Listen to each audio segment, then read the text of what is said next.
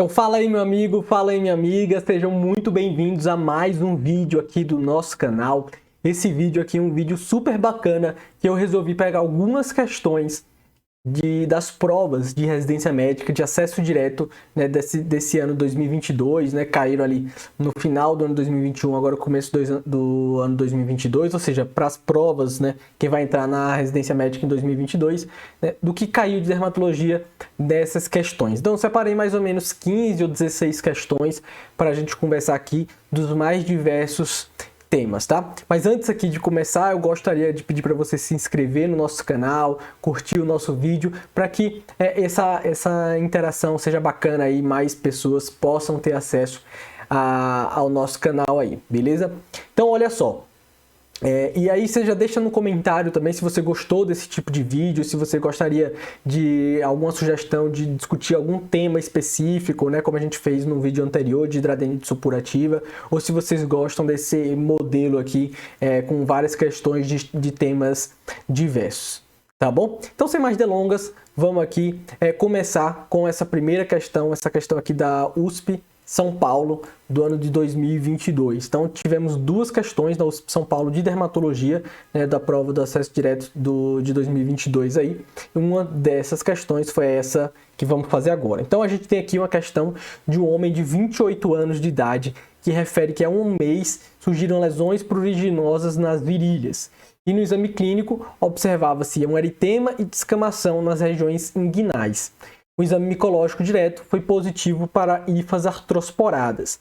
E tinha essa fotografia aqui. Então, o primeiro ponto é que algumas provas, algumas bancas gostam de colocar fotografias clínicas, imagens clínicas para que você faça o diagnóstico, tá? Eu diria que uns 70% a 80% das questões de dermatologia não tem fotografia. Tá? Então a gente acerta as questões por palavras-chave, a gente acerta essas questões por reconhecimento de padrão, mas não precisa saber analisar uma fotografia. Mas tem algumas provas específicas que tem esse padrão, de colocar uma fotografia e aí você precisar saber dar o diagnóstico a partir daquela lesão dermatológica, o que é mais difícil, né? Porque eu sei que a maioria dos alunos aí na graduação não tem esse treinamento de descrição de lesão dermatológica e diagnóstico morfológico, realmente, que é uma coisa difícil. Mas vamos lá.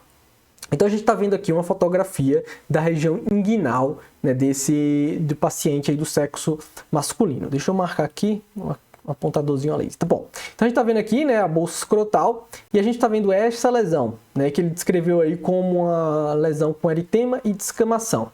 Tá? Então a gente está vendo aqui. O que a gente está vendo? A gente está vendo aqui uma placa eritematosa. Então o que é placa? Placa é uma lesão que é mais elevada do que a pele normal. Então a gente está vendo essa placa eritematosa e essa borda aqui bem delimitada, né, formando aqui uma lesão anular na região inguinal desse paciente. Desse outro lado, a gente consegue ver que há uma leve descamação aqui na região inguinal. Então, quando você vê uma placa eritematosa aí com essa conformação anular na região inguinal, a primeira hipótese diagnóstica que tem que vir na sua mente aí é tinea crural. Beleza? Qual o principal diagnóstico diferencial que você pode ter aqui? O diagnóstico diferencial, sempre que você tem essa irritação, essa dermatite na área inguinal, esse paciente possa ter uma candidíase, né, da região inguinal aí. Beleza? Só que como é que a gente faz essa distinção clínica entre a dermatofitose, ou seja, a tinea crural, e a candidíase? É que na candidíase a gente vai ter pápulas e pústulas satélites. O que quer dizer isso, essas pápulas e pústulas satélites, que muitas vezes o pessoal não entende? Então observe aqui comigo, vou marcar com caneta. A gente tem essa placa aqui, que é a placa, essa parte aqui, né, que é a placa principal. Na candidíase, o que seriam essas pápulas e pústulas satélites? É longe, né, dessa placa principal, nós teríamos aí outras lesões satélites, assim, um pouco afastadas da região inguinal. E isso não ocorre na dermatofitose e não ocorre nesse paciente aqui. Então a gente tem uma lesão clássica aí de dermatofitose. Outra dica importante que cai nas provas teóricas muitas vezes é que a dermatofitose é uma micose aí causada por fungos dermatófitos que dependem da queratina para sua multiplicação. E a pele da bolsa escrotal tem pouca queratina. Então, geralmente está polpada na dermatofitose, a bolsa escrotal, e está acometida na candidíase. Então, é outra forma de diferenciar uma da outra aí. Perfeito? Outro ponto aqui que ajuda a diferenciar, que é um pouco mais avançado, né, é dizer que o micológico direto demonstrou hifas artrosporadas. Bom, a gente sabe que os fungos dermatófitos, eles formam hifas. E o que são essas hifas? Primeira coisa, o que é esse exame micológico aí que muita gente pode não saber? Então, diante de uma lesão aqui fúngica que a gente suspeita, né, a gente vai fazer o quê? Uma raspagem da borda dessa lesão. A gente pega aqui, ó, raspa essa lesãozinha, essa borda aqui, coloca numa lamínula, pinga KOH. Esse KOH, o hidróxido de potássio, ele vai clarificar. E aí ele vai clarificar, a gente vai levar no microscópio essa lâmina para olhar. O que a gente vê, né? Deixa eu mostrar aqui. O que a gente vai ver numa lesão de dermatofitose? A gente vai ver justamente isso daqui, olha. Essas hifas artrosporadas. Então aqui, olha, cada divisãozinha aqui dentro desse fungo são os artrósporos, né? Que tem essa divisão entre os fungos aí. Então isso são as hifas artrosporadas. A cândida é um fungo leveduriforme. Então o que a gente vai ver, se a gente fizesse um micológico direto de uma candidíase, seriam leveduras, aquelas estruturas arredondadas, né? Não formando essas hifas verdadeiras aí, tá? A gente pode ver até pseudohifas na candidíase, mas não hifas verdadeiras, beleza? Então, aí, sem dúvida nenhuma, o nosso diagnóstico fica aí como tinea crural ou tinea cruris, beleza? Então, candidose a gente já explicou por que não é, e tinea negra e pedra branca. Aí são fungos micoses superficiais menos comuns. A pedra negra, ela leva a uma lesão geralmente na região palmo-plantar, né, e dá uma mancha escurecida. Né? É um fungo demáceo, que é um fungo que produz melanina, e por isso a lesão ela é enegrecida. Já a pedra branca, ela dá uma micose bastante rara, mais comum no norte do nosso país, e ela dá umas lesões esbranquiçadas, aderidas nos fios do cabelo. Né? E faz o diagnóstico diferencial principalmente aí com pediculose. Então não tem nada a ver com o que está sendo apresentado aqui. Perfeito? Como é que a gente trataria esse paciente? Aqui a gente trataria com antifúngico, aí poderia tratar com uma terbinafina tópica, né? Ou um azólico tópico. Lembrando que as alaninas, né, como a terbinafina, são melhores do que os azólicos para o tratamento das dermatofitoses. Essa foi a segunda questão que caiu na prova do USP São Paulo 2022, beleza? Qual foi essa questão? Então a gente tem aqui, olha, a descrição então, de uma mulher de 63 anos de idade que tem antecedente de ressecção de melanoma no dorso. Foi operado há 3 anos com um Breslow de 0,76 milímetros. Então, observa aqui o que está sendo dito, que essa paciente teve o melanoma há 3 anos e o Breslow daquela lesão anterior era de 0,76 milímetros, tá? Não tem nada a ver com o que vai ser descrito agora. Essa lesão, esse melanoma já foi tratado. Aí ela estava fazendo um acompanhamento, porque a gente sabe que um paciente que tem um melanoma tem maior risco de ter um segundo melanoma. Então, alguém que já teve melanoma precisa ser seguido aí ao longo do tempo. Então, em segmento dermatológico de rotina, foi realizada uma dermatoscopia que evidenciou uma lesão no antebraço direito. E aí foi indicado a ressecção da lesão para o diagnóstico. E ele pergunta aí qual que é a alternativa que apresenta a linha de incisão na pele que deve ser realizada. Então, observa. Essa história desse melanoma prévio aí só foi para complicar. Resumindo, o que o examinador quer falar aqui é, diante de uma lesão suspeita de um novo melanoma, ou seja, de um melanoma, qual que é a sua conduta? E isso você tem que ter na ponta da língua. Diante de uma lesão que você acha que é um melanoma, a sua conduta principal vai ser realizar uma biópsia excisional, ou seja, retirada de toda a lesão, com margens exíguas, ou seja, margens de 1 a 3 milímetros no máximo. Professor, eu não sei o que é biópsia excisional, o que é biópsia incisional. Então vou aproveitar essa imagem aqui, que era a imagem que tinha na prova, que a gente tinha que assinalar, para explicar o que é biópsia excisional, o que é incisional. Biópsia incisional é retirada de um fragmento. Então perceba, essa lesão aqui é uma lesão que você tem suspeita de ser um melanoma. Então biópsia incisional seria você tirar um fragmento dessa lesão e deixar o restante. Biópsia excisional é a retirada de toda a lesão. Então, quando você está diante de um vaso celular ou de um espino celular, você pode realizar biópsia incisional, né? Tira ali um fragmentozinho para dar o diagnóstico. Agora, você está suspeitando de um melanoma, a medida principal, a melhor conduta é realizar uma biópsia excisional, ou seja, a retirada de toda a lesão. Mas você não pode retirar essa lesão com margens muito amplas. Você precisa retirar essa lesão com margens exíguas, com margens de no máximo 3 milímetros. Por que isso? Porque se você fizer uma cirurgia muito ampla nesse momento, isso pode prejudicar a pesquisa de linfonodo sentinela se for necessária no momento mais adiante. Então vamos analisar agora as alternativas aqui. Essa alternativa A, olha, fala de a gente fazer uma ressecção com margem de 5 milímetros. Está errado. Estou falando que no máximo 3 milímetros. A letra B, então, fala de fazer uma excisão aí com margem de 1 milímetro. Perfeito. De 1 a 3 milímetros, correto, gabarito alternativa B.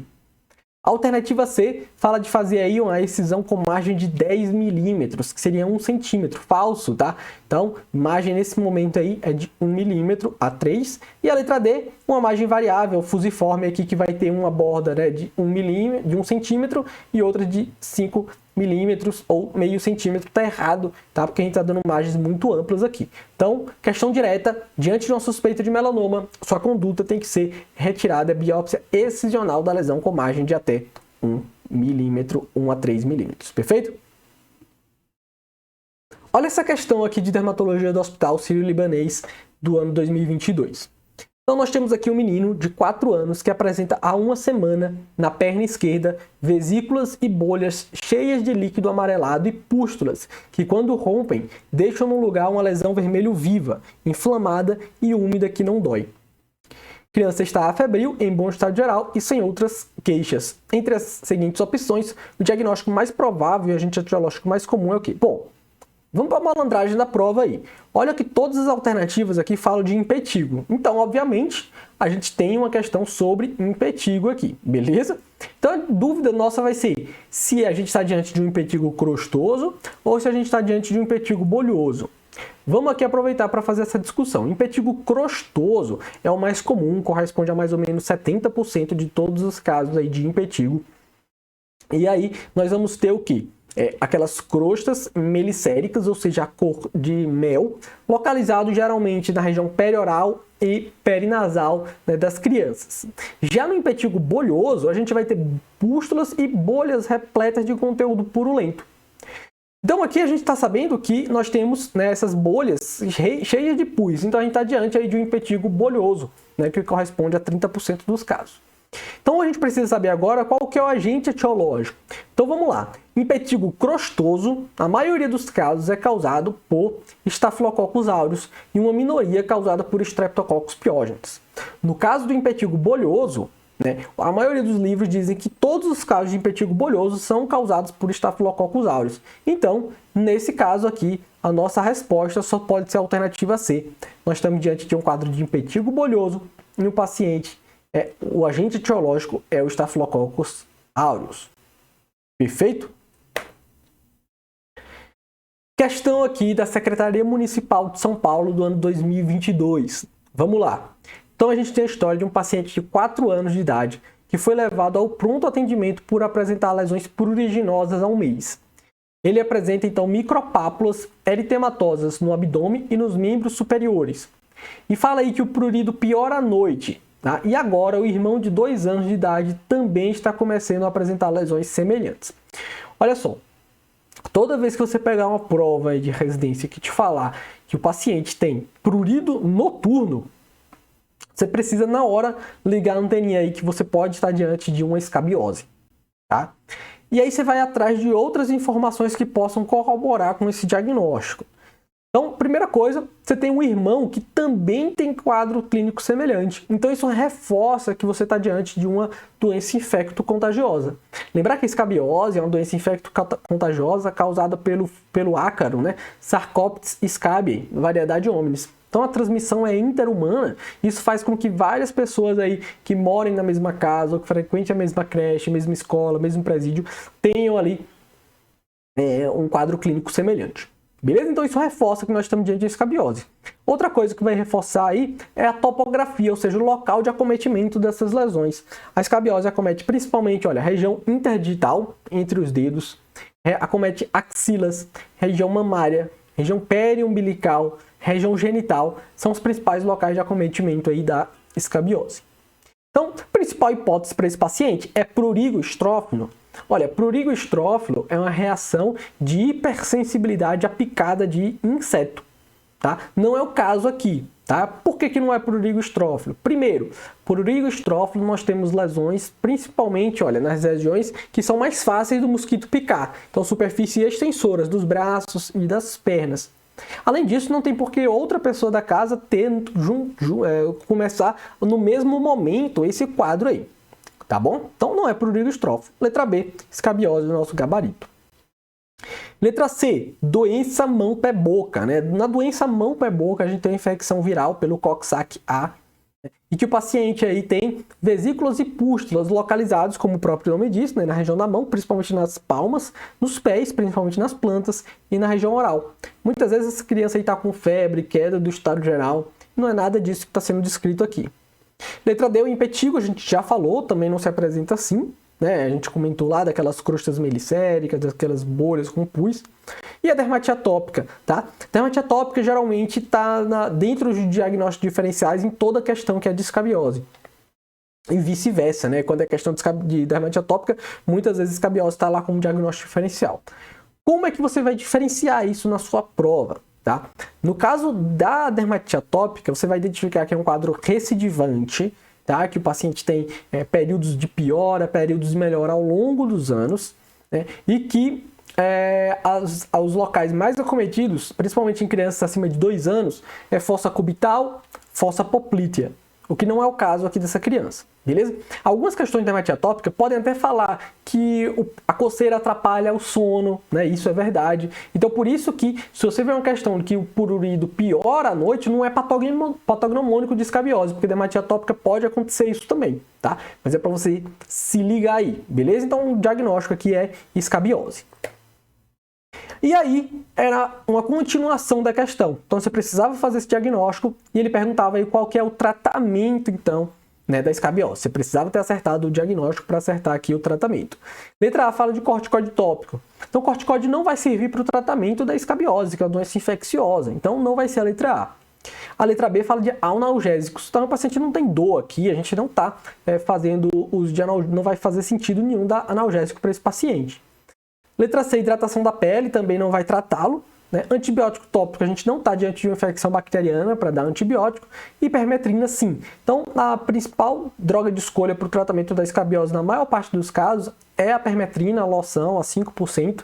Tá? A gente não deve utilizar a permetrina, então, quando a gente estiver diante de crianças que tenham menos de 2 meses de idade ou de gestantes, não vai ser a droga de escolha, beleza? Mas, na maior parte das vezes, a permetrina vai ser a opção aí, a melhor escolha para o tratamento da escabiose. Lembrar que, quando a gente faz o diagnóstico de escabiose, a gente precisa tratar o nosso paciente e tratar todos os contatos, independentemente desses contatos terem sintoma de prurido, de escabiose ou não. Então a gente vai tratar o nosso paciente, vai tratar o irmão, vai tratar os pais que moram, porventura, o tio se morar também, e o primo, enfim, todo mundo que tiver contato ali mais próximo precisa ser tratado, ainda que não tenha sintoma, beleza? Para evitar essas reinfecções aí que esses pacientes podem apresentar.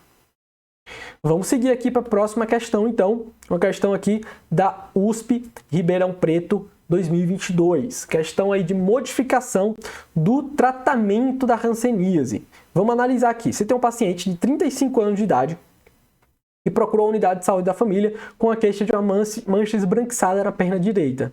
O paciente nega dores, prurido ou outras queixas em relação à mancha, que percebeu há cerca de 2 anos e vem aumentando de tamanho lentamente. Nega perda de força ou parestesias no membro afetado. Paciente nega tabagismo, uso de bebida alcoólica, de medicamentos ou de qualquer problema de saúde. Ao exame, o médico de família e comunidade percebe que a mancha hipocrômica de cerca de 6 centímetros de diâmetro, com perda de sensibilidade tátil, térmica e dolorosa. Então, olha só. Pegou uma questão de prova que fala de manchas na pele Com alteração de sensibilidade, você não pode pensar de novo, mais de uma vez. Diagnóstico é de hanseníase, tá? Então, na prova de residência, a gente sabe que na vida real isso é um pouco diferente, mas na prova de residência tem mancha de pele com alteração de sensibilidade, o diagnóstico é de hanseníase. Então, você não pode ter dúvida que esse paciente tem hanseníase. Aí vai lá. Também percebeu o nervo fibular direita mais espessado. Não encontrou outras alterações de pele ou outros nervos espessados. Com esses achados, a melhor conduta do médico de família é... Então vamos lá, ele fala de tratamento aqui. Então você tem o diagnóstico de hanseníase, o que é que você vai fazer com esse paciente? Vai tratá-lo. Para você tratar um paciente com hanseníase, você precisa classificá-lo. Se esse paciente ele é paucibacilar ou se ele é multibacilar. Como é que a gente faz essa distinção? Os pacientes com hanseníase que têm até 5 lesões de pele são considerados paucibacilares. Os que têm mais de 5 lesões de pele são considerados multibacilares. Atenção! Os pacientes com hanseníase, independentemente do número de lesões cutâneas que apresentarem baciloscopia positiva ou 2 ou mais troncos neurais espessados, automaticamente recebem a classificação de multibacilar. Vamos praticar aqui. Esse paciente, então, ele tem o quê? Olha só, vamos ver quantas manchas ele tem. O médico percebeu a mancha, ou seja, uma mancha cutânea. E aí, percebeu o nervo fibular direito espessado, mas não tem outros nervos ou outras lesões. Então, esse paciente ele é paucibacilar, tem 3 lesões de pele e tem apenas um nervo espessado. Então, ele é paucibacilar. Se ele tivesse 2 nervos espessados aqui, mesmo ele tendo só uma mancha de pele, ele seria multibacilar, mas não é o caso. Então, ele é paucibacilar. O Ministério da Saúde modificou o tratamento da hanseníase em 2021, né? No começo de 2021, depois foi alterado pela pandemia para o meio de 2021. O fato é que mudou o tratamento da hanseníase e a gente sabe que, a partir do meio de 2021, todos os pacientes com hanseníase, independentemente da classificação operacional, se paucibacilar ou multibacilar, devem ser tratados com 3 drogas: rifampicina, dapsona e clofazimina. O que difere entre eles é o tempo de tratamento. Os paucibacilares devem receber, então, as medicações, né, o tratamento aí, por 6 meses, né, 6 cartelas, podendo tomar no máximo em 9 meses, enquanto que os multibacilares seriam 12 cartelas, podendo ser tomadas em 18 meses. Então, o diagnóstico aqui é de hanseníase e a gente vai tratar esse paciente como paucibacilar, que é o que está aqui na alternativa A. Vamos dar rifampicina, clofazimina e dapsona com duração de 6 meses. A letra B fala para dar rifampicina e clofazimina por 12 meses, não, são 3 drogas e por 6 meses. Encaminhar o paciente para confirmação, diagnóstica não, a gente já tem o diagnóstico aqui, como a gente falou. E letra D, fazer rifampicina e dapsona com duração de 6 meses. Isso é o tratamento antigo dos paucibacilares. Hoje a gente dá as 3 drogas para todos os pacientes aí, tá? Paucibacilar, 6 meses de duração. Perfeito? Então, seguindo. Também questão aqui da USP Ribeirão Preto 2022. Olha só, essa questão aqui deu o que falar. Então, a enfermeira de saúde da família do bairro avaliou um bebê de 2 meses e meio de idade que foi levado à unidade para a consulta de puericultura. Durante a conversa, a mãe relatou que a criança, nos últimos dias, estava chorando muito, mais irritada em algumas horas do dia. Negava febre, perda de peso ou alteração de apetite. Ao retirar a fralda para examinar, tinha o acometimento do períneo, da raiz da coxa, parte das nádegas se estendendo até a região perianal. O médico foi chamado, avaliou a criança e orientou o tratamento, medidas de cuidado e prevenção. Qual o melhor tratamento medicamentoso para o quadro desta criança? Olha só. Nós estamos aqui diante de uma dermatite da área das fraldas. E a principal causa de dermatite na área das fraldas é uma dermatite de contato por irritante primário, quando fezes e urina passam muito tempo em contato com a pele da criança e leva àquela irritação. Perfeito?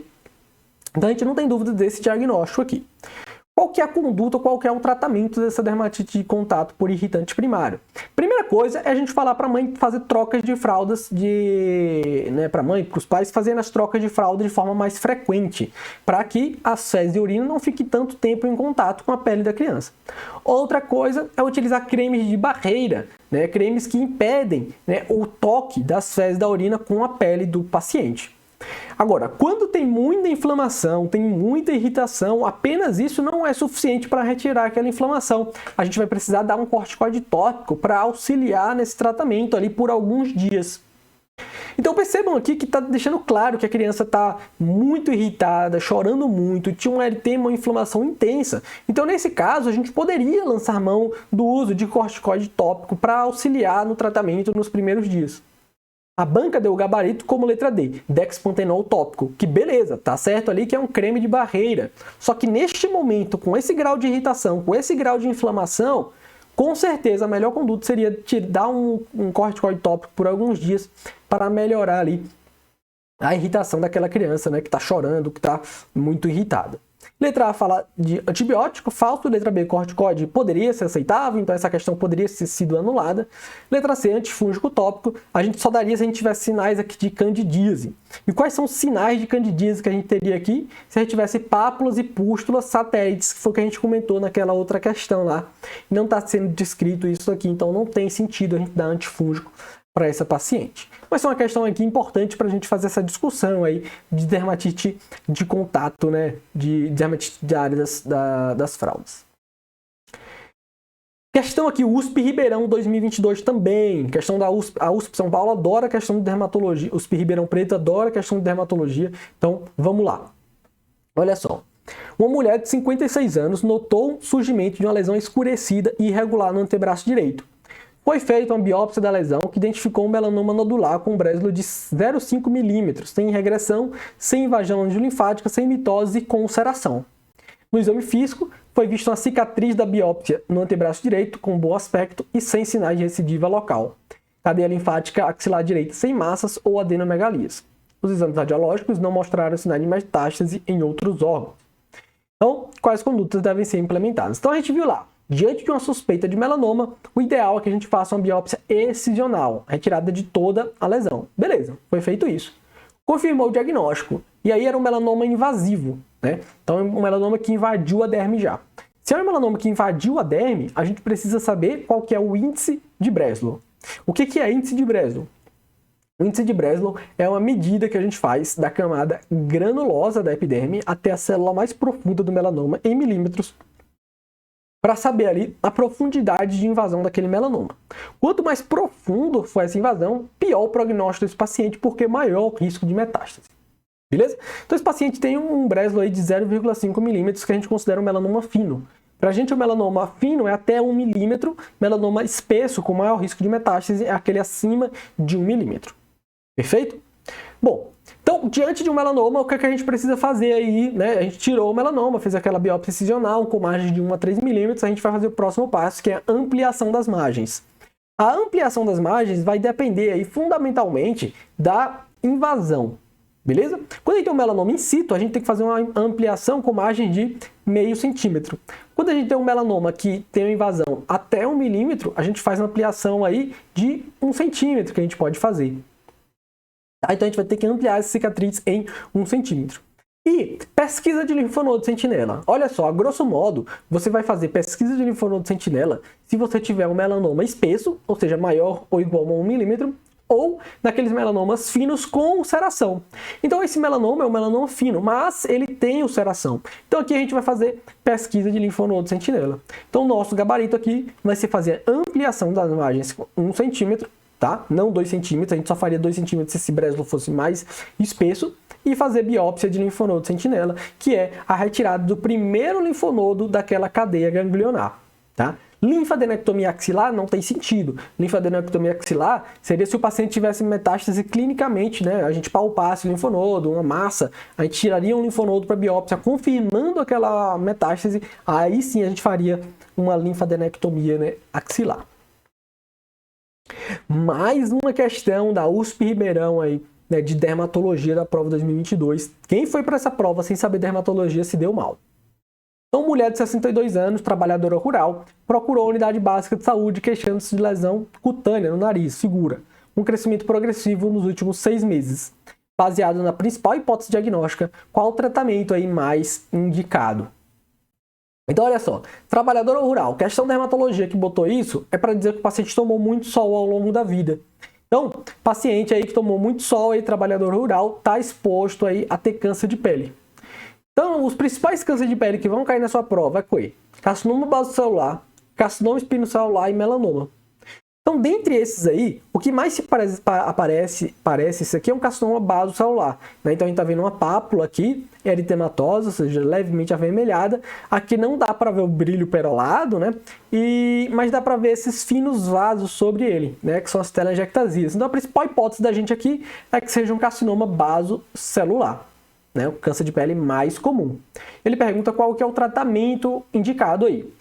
A letra A fala de terapia fotodinâmica. A terapia fotodinâmica é um tratamento que a gente faz para aqueles queratoses actínicas ou carcinomas basocelulares superficiais, em que a gente coloca uma substância que, em contato com uma luz geralmente vermelha, faz com que haja destruição do tumor. Mas ele é muito superficial, né? E nessas lesões, principalmente de alto risco, né, o carcinoma basocelular localizado no nariz, que tem alto risco de recidiva, e nodular, que é uma lesão mais profunda, não é a principal indicação aqui. Letra B, curetagem e eletrocoagulação. Curetagem e eletrocoagulação a gente faz principalmente naqueles basocelulares de baixo risco, nas costas, nas coxas, que a gente não quer operar, tá? Não aqui no nariz, que tem alto risco de recidiva, a gente precisa operar aqui com margem de segurança aí de pelo menos 4 milímetros. Radioterapia a gente deixa para aqueles basocelulares que são inoperáveis e a quiserem com margem de segurança, beleza, né, com aí imagens de pelo menos 4 milímetros. Agora, essa questão da USP Ribeirão eu considero uma das questões mais difíceis que caíram aí no ano de 2022 em prova de acesso direto. Acompanha comigo o que é que diz essa questão aí. Então, nós tínhamos aqui um texto, né, de um homem de 61 anos que relatava uma lesão na língua há 3 anos. Né, a figura a gente já vai ver. Com dificuldade de alimentação e perda de peso. Ele é etilista de 6 garrafas de cervejas por semana e negava tabagismo. Ao exame físico, ele bom estado geral, corado, tinha um linfonodo submandibular esquerdo de meio centímetro, móvel, indolor, e tinha uma cicatriz de aspecto apergameado no dorso do pé direito, né? O que tem a ver essa cicatriz aqui no pé desse paciente? O anátomo patológico da lesão da língua falou de um epitélio com hiperplasia pseudoepiteliomatosa, infiltrado na submucosa denso e misto, rico em plasmócito, e foram visto esboço com formação de granulomas aí. Não foram visualizados parasitas nas colorações e as culturas da lesão foram negativas. Ele perguntava qual era o diagnóstico mais provável. E essa era a foto aqui que vinha na prova do paciente. Então, o que a gente está vendo aqui? Olha só, fica tranquilo nesse tipo de questão, uma questão bem difícil, tá? Mas como é que eu quero que você raciocine? Eu vou falar aqui, explicar a forma que eu raciocinei para acertar essa questão. Então, olha só, o que a gente está vendo aqui na língua desse paciente? A gente está vendo uma lesão úlcero-vegetante. O que é uma lesão úlcero-vegetante? A gente tem uma úlcera, né? Uma lesão ulcerada, e ela é vegetante porque ela é exofítica, né? Ela está saindo ali da língua do paciente. Então, quando a gente está vendo uma lesão úlcero-vegetante, a gente tem que pensar, né, num carcinoma espinocelular e nas nossas plectes, né, que são aquelas doenças verrucosas, nossas síndromes verrucosas, que a gente tem P de paracoccidioide micose, E de leishmaniose, E de esporotricose, C de cronomicose e T de tuberculose. Mas sem dúvida, essa lesão úlcero-vegetante na língua de um paciente atilista com perda de peso, a gente tem que pensar na primeira coisa que seja um carcinoma espinocelular da língua, né? Extremamente agressivo aí, com metástase mandibular, metástase à distância. Mas para então o diagnóstico de um câncer, né, que é o carcinoma espinocelular, a gente tem que ter a análise histopatológica. E a análise histopatológica de um câncer vai mostrar o quê? Atipia celular, vai mostrar mitoses, né, figuras bizarras, e nada disso está sendo descrito nesse histopatológico. Então ele fala dessa hiperplasia pseudoepiteliomatosa. O que é isso? Hiperplasia pseudoepiteliomatosa quer dizer que a epiderme, né, da mucosa ali, da pele, ela está espessada, ela está acantótica. Simplesmente isso. E a gente está vendo isso na biópsia, porque esse paciente tem uma lesão úlcero-vegetante. Tá? Então, não tem nenhum achado aqui de malignidade. Então, a gente exclui essa possibilidade de a gente estar diante de um carcinoma espinocelular. Beleza? Aí a gente vai para as nossas possibilidades, então, das síndromes verrucosas. Quando a gente olha o gabarito aqui, as alternativas, a gente tem paracoccidioide micose e leishmaniose, né, dessa plect. Então, vamos pensar. Paracoccidioide micose, na sua prova, quando tiver uma questão de paracoccidioide micose, você sabe que geralmente acompanha o quê? Alteração radiográfica do pulmão, com aquele aspecto em asa de borboleta, asa de morcego, né? Aquele filtrado pulmonar, que não está sendo descrito aqui. Outra coisa, na paracoccidioidomicose é fácil a gente ver o fungo, ver aquele sinal do Mickey Mouse. E não foi visto nenhum fungo aqui. Outra coisa, a paracoccidioidomicose, o paracoccidioides, né? Ele cresce facilmente na cultura. E as culturas foram negativas. Então a gente tem vários aspectos negativos para o diagnóstico da paracoccidioidomicose. Então sobra para a gente leishmaniose mucosa. E aí vai fazer sentido aquela história daquela cicatriz apergaminhada. Qual que é a história de uma leishmaniose mucosa? É geralmente um paciente que tem uma leishmaniose cutânea, aquela úlcera emoldurada, indolor. Como é indolor, o paciente não procura atendimento, essa úlcera acaba cicatrizando espontaneamente.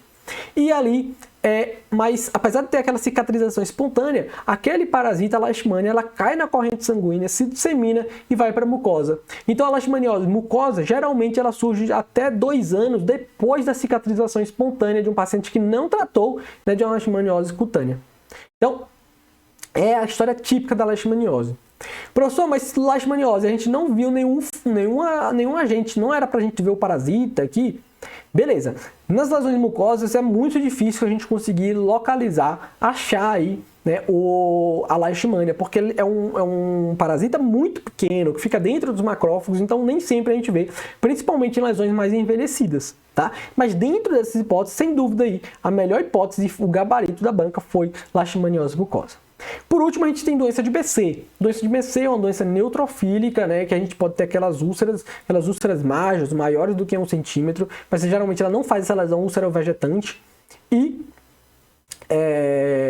além disso, a biópsia, a gente não vai ver esses granulomas aí na BC, a gente vai ver um infiltrado neutrofílico, porque ela é uma doença rica em neutrófilos, tá? Então, a gente exclui essa possibilidade aí de doença de BC. Então, questão bem difícil aí que eu considero, muita gente errou, né? Mas a gente consegue fazer esse raciocínio espetacular aí, e isso facilita para o nosso entendimento. Questão USP Ribeirão 2022. Então, o que a gente vê aqui?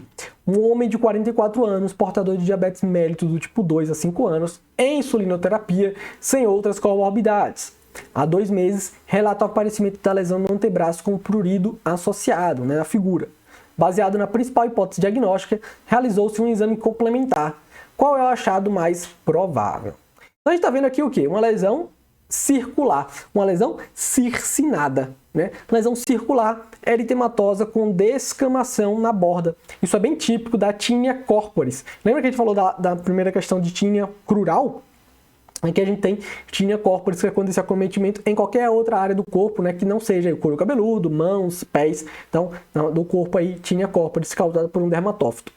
A gente viu, qual que é a nossa primeira exame complementar? A gente vai fazer aquela raspagem, um exame micológico direto para ver o quê? Aquelas hifas artrosporadas, né, que a gente falou. Então, a gente marca a alternativa C aí para o nosso gabarito. Letra A, dermatite psoriasiforme é um achado de histopatológico, um achado de biópsia. A gente não teria aqui como principal conduta fazer uma biópsia nesse paciente num quadro de tinea corporis. A primeira hipótese aqui, a primeira conduta, é a gente fazer um raspado, um exame muito menos invasivo, beleza? Letra B, a elevação de imunoglobulina E. Não tem a imunoglobulina E aumentada nos pacientes com dermatofitose, não vai ter nenhum achado, nenhum exame laboratorial que auxilie nesse diagnóstico. E letra D, epidermotropismo de linfócito. O que é isso? Epidermotropismo, olha só, tropismo é a qualidade de ir para aquele local. Então, tropismo dos linfócitos para a epiderme, ou seja, invasão dos linfócitos na epiderme. Isso é típico nos pacientes que têm linfomas cutâneos, principalmente micose fungoide e síndrome de Sézary. Não é o caso aqui, a gente está diante de uma dermatofitose. Nossa conduta aqui é realizar um exame micológico direto, pingar KOH para ver aquelas hifas ramificadas, artrosporadas que a gente falou lá no começo, né? Vou mostrar aqui de novo, né, para quem não conseguiu ver. Né? A gente iria ver essas estruturas aqui, esses fungos, beleza? Vamos voltar aqui. Beleza. Essa aqui já saiu com um gabarito aí, né? Saiu errado, mas tudo bem. Bom, questão da Unicamp 2022. É um homem de 68 anos que se queixa de dor no ouvido esquerdo de forte intensidade irradiada para o pavilhão auricular. Ele relata o aparecimento de lesões pruriginosas na orelha, região pré-auricular, além de vesículas na cavidade oral esquerda, há um dia. Ele refere ao embaçamento visual ipsilateral. Então, a principal hipótese diagnóstica é o quê? Olha só. Então, a gente está vendo aqui essas crostas, né, algumas crostas hemorrágicas, mas essas crostas são arredondadas. Ele falou que tinha vesículas, muita dor. Então, essas vesículas aí agrupadas, que romperam, né, eram crostas, associadas a muita dor, é o diagnóstico de herpes zoster, né? Então, o gabarito aqui foi herpes zoster desse paciente. Lembrar que o herpes zoster é a reativação do varicela zoster vírus, que é o vírus que causa aí a varicela, né, quando a gente é criança, e essa reativação ela vem como o herpes zoster. Professor, por que esse paciente tem embaçamento visual? Porque alguns pacientes que têm herpes zoster facial podem complicar com a síndrome, que é a síndrome de Ramsay-Hunt. É quando a gente tem aí paralisia facial, ipsilateral ao acometimento ali, né, do nervo facial pelo herpes zoster. Perfeito? Então, essa é uma complicação possível nos pacientes com herpes zoster. Lembrar, como é que a gente trata esses pacientes? O ideal é que a gente trate ele dentro dos 3 primeiros dias de sintoma. A gente pode tratar com aciclovir, com valaciclovir ou com fanciclovir. Perfeito? Essa questão aqui da Unicamp, também em 2022, eu considero uma questão difícil. Porque... Não, desculpa, não é essa questão, que essa questão até é simples de ser resolvida, né? Mas tem uma outra depois que acho que a gente vai resolver hoje. Essa aqui diz assim, ó. Uma universidade realiza atividades de extensão em ocupação caracterizada por barracos de madeira, fornecimento precário de água e eletricidade, a ausência de saneamento básico e presença de grande quantidade de cães e gatos. Durante o exame físico de criança entre 4 e 6 anos de idade, foram observadas lesões no couro cabeludo com placa de alopécia e sem prurido. As crianças apresentaram uma melhora após 6 semanas de uso de griselfulvina. E ele pergunta a hipótese diagnóstica. Olha só, área de alopécia. O que é alopécia? Alopécia é perda de cabelo, tá? E esses pacientes, essas crianças que tiveram essa alopécia melhoraram com o uso da griselfulvina. A griselfulvina é um antifúngico. Então, se você tem uma área de alopécia que melhorou com antifúngico, é porque um fungo estava causando aquela alopécia.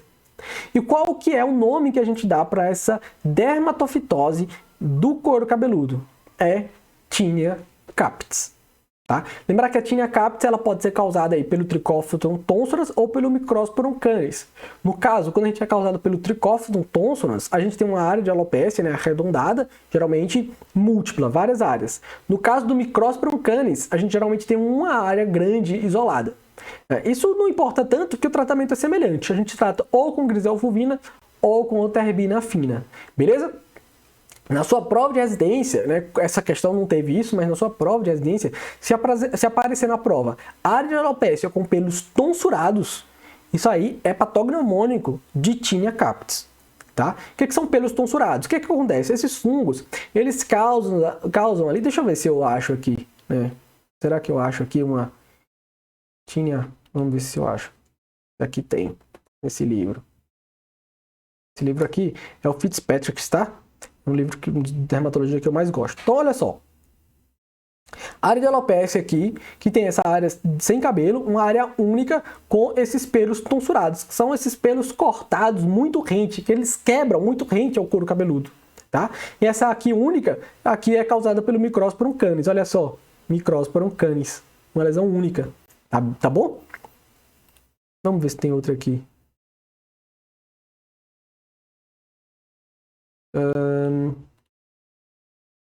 Eu acho que não tem de tricofítica, como é que fica as várias pequenas lesões.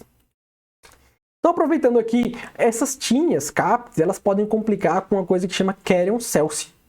O que é Kerrion Celsi? É quando ali tem uma reação de hipersensibilidade à presença daquele fungo. Então, naquela área de alopécia ali com pelos tonsurados, começa a surgir eritema, inflamação, supuração, tá? Então, isso aí é o Kerrion Celsi, é uma complicação que a gente trata também com antifúngico, tá? Então, de lambuja a gente tá dando essa informação aí, né, do Kerrion Celsi aí que pode acompanhar a Tinea capitis. Questão SUSSI. 2022, aí, prova lá do Ceará. Então, durante a primeira semana de atendimento em uma unidade de saúde, você participa de uma reunião de equipe envolvendo todas as equipes e gestores. Dentre os pontos de fragilidades que são trazidos pela gestão, você percebe que não constam pacientes com hanseníase nas microáreas da sua agente comunitário de saúde. Posteriormente, em uma reunião somente com sua equipe, enfermeira e agentes comunitários de saúde, você decide reabordar a temática, trazendo algumas sugestões para investigação epidemiológica para o diagnóstico precoce de casos. Assinale a alternativa que contempla um componente da investigação epidemiológica. Então, olha lá. Letra A fala de realizar uma busca ativa de todos os casos do território, incluindo casos antigos e casos novos. Tá falso aqui. Olha só, sempre que você faz um diagnóstico de hanseníase, você precisa avaliar os contatos. E você também pode fazer campanhas para tentar fazer diagnósticos de novos casos, tá? Escolher algumas regiões específicas, né, e fazer esses programas. Agora, você não precisa ir atrás de casos antigos de hanseníase. De acordo com o Ministério da Saúde, você trata o paciente ali, se ele for falso bacilar por 6 meses, se ele for multibacilar por 12 meses, e depois você dá alta por cura. Você não faz sentido você ficar buscando esses casos antigos. Então, essa não é uma conduta boa do ponto de vista aí epidemiológico. Letra B, vigilante de contato somente de pacientes de classe operacional multibacilar. Isso está falso. Então, independentemente da classe que você faz do seu paciente, no caso o índice, se ele é paucibacilar ou se ele é multibacilar, você aí tem que fazer o quê? Você tem que investigar os seus contatos, tá? Então, independentemente se ele for falso ou multi. Falso aqui é a alternativa P de bola, tá?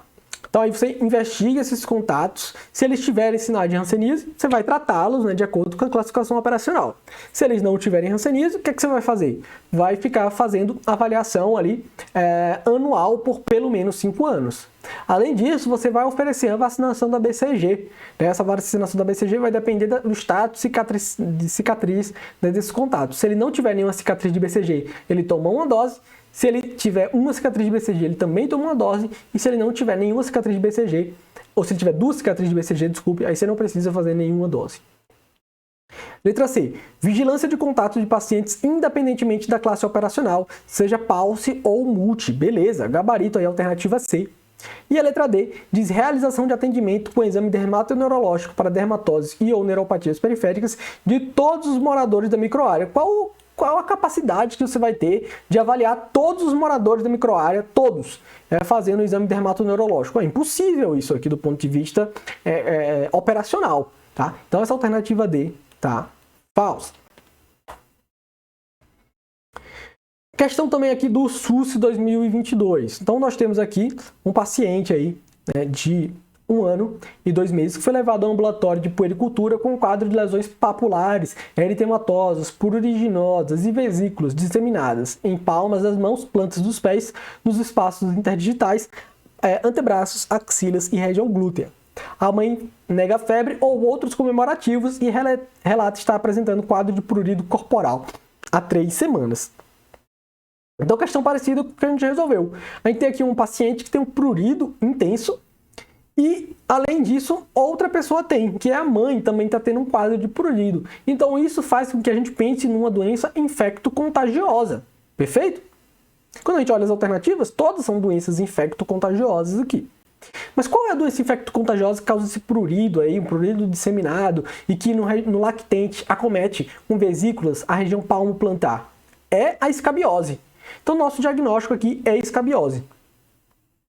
Qual o diagnóstico e o tratamento? Então, a gente marca aqui letra A, escabiose. Agora, olha só. A ivermectina, ela não pode ser... a letra A diz pediculose, né? Então, pediculose não é. Pediculose, principalmente do couro cabeludo, a gente vai ter piolho lá do couro cabeludo, uma coceira localizada. Não um quadro aqui disseminado.